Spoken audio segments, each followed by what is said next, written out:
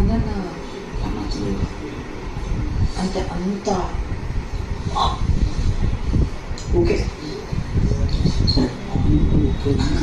ఇంకొక పాయింట్ నాకు very clear. ఇప్పుడు నేను జుట్టు ఇచ్చాను కదా అని ఈ సీజన్ మొత్తం నా దగ్గర రాకుండా ఎలా ఉంటుంది? ఇప్పుడు నేను గెలిచాను అమ్మని అలా చెప్పి ఎందుకు గట్టిగా అన్నాడు అంటే నడిచే వరకు అంత స్లో అయిపోయినా కానీ అది నా పాయింట్. ఇప్పుడు మనం ఎక్స్పెక్ట్ చేయడం మన తప్పు. నేను సంజన గారికి ఆల్రెడీ కుట్టాను చెప్పాను. ఆ టైంకి ఆమె అన్నదానికి ఏమని అన్న నూరాలా పిలిచాను స్టాండ్ తీసుకోలేదు అని అంటే మళ్ళీ నీకు ఛాన్స్ వచ్చింది స్టాండ్ తీసుకుంటాను. రెడ్సీ నీకు కూడా ఉంది, నువ్వు కూడా వన్ ఆఫ్ ది మెంబర్స్ అన్నారు అవుట్ ఆఫ్ ది హౌస్ తీసుకొచ్చావు. ఇప్పుడు నేను నామినేట్ చేసినంత మాత్రాన నీకు జుట్టు ఇచ్చాను నన్ను జుట్టు అంటే తప్పది.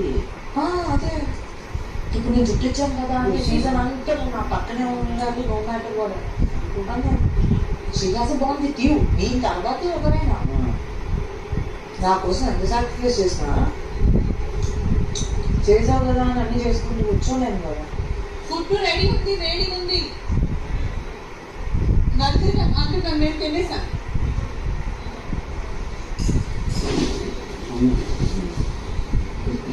అన్నితో ఏదైతే ఉందో అంటే ఆ సాక్రిఫైస్ నీ ఇంట్లో అని ప్రతిసారి అనేదాన్ని నేను ఆలోచించి అది అయిపోయింది క్లియర్ అయిపోయింది. నువ్వు దాని గురించి ఆలోచించి ఆగిపోయి ఆయన